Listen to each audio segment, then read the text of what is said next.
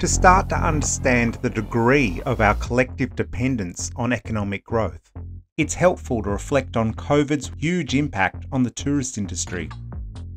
While the COVID shutdown reduced some of the most unnecessary carbon emissions, it also put an enormous amount of people reliant on tourism out of work, exposing them to serious economic and social problems, such as housing insecurity.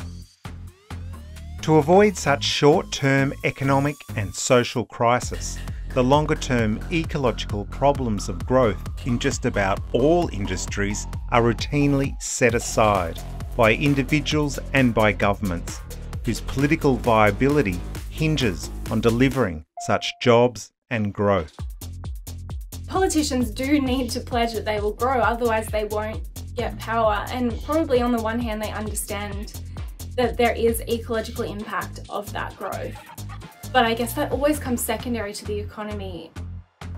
This tension between economic and ecological survival has created a sort of politics of paralysis, where our reliance on jobs and growth routinely trumps the now increasingly obvious limits to growth.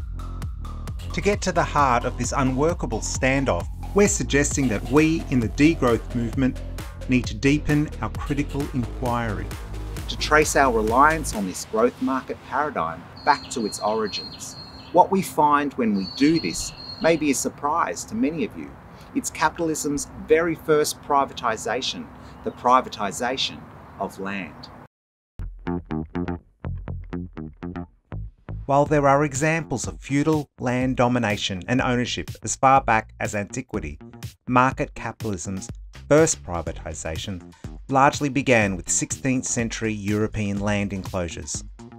Spreading through colonisation, people the world over were forced out of the oldest form of human settlement, local collaboration on land commons, and onto private land.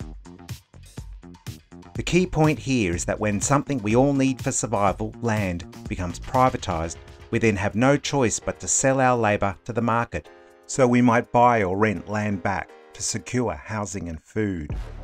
I want to buy a house one day because that's what gives you financial security in this current economic framework, and I want that. So I know that I am going to work 5 days a week, even if it means I'm contributing to an unsustainable lifestyle.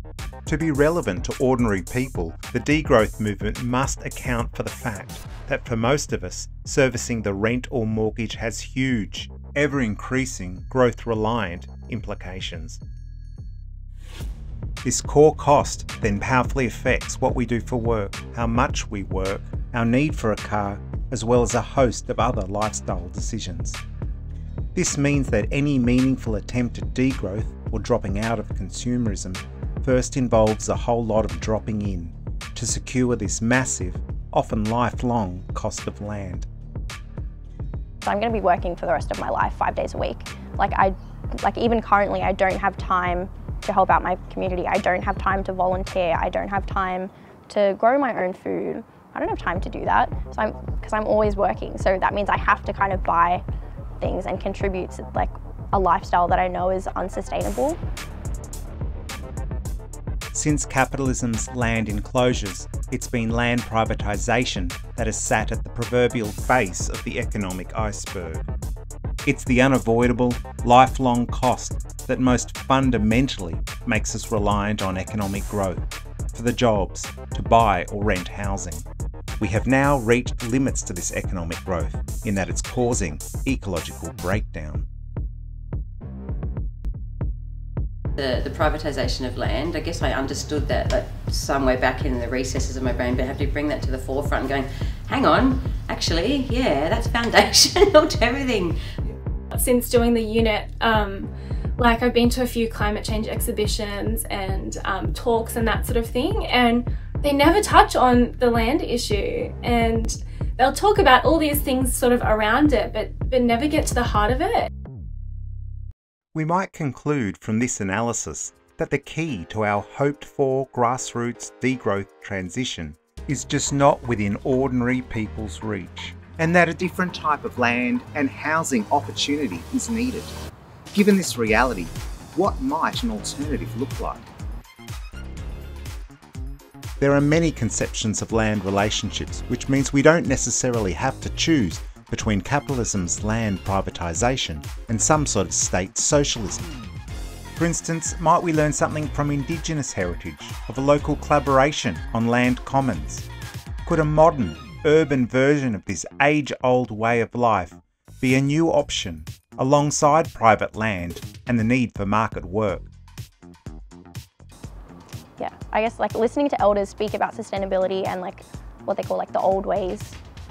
Like I've always, I guess, had that connection between sustainability and Indigenous philosophies. The more we play into those Indigenous philosophies of life, the more we can decolonise. Key to such decolonisation is the recognition that land is not essentially a market good, but as with air and water, more of a social or common good, provided by nature and needed by all. It's so strange to think that we can just buy a piece of land. Like, what is the difference between a piece of land and of air? As unlikely as restoring local collaboration on common land might sound, something very close to this already exists. The example is tenant self-help in public housing. Secure access to public land has empowered some public residents to participate in programs such as community food gardens, resource repair and share programs, housing management, maintenance, and in the UK, even housing construction. In so much as these residents are locally collaborating on common land, increasingly developing self-help skills, they are effectively participating in perhaps the oldest pre-market way of living.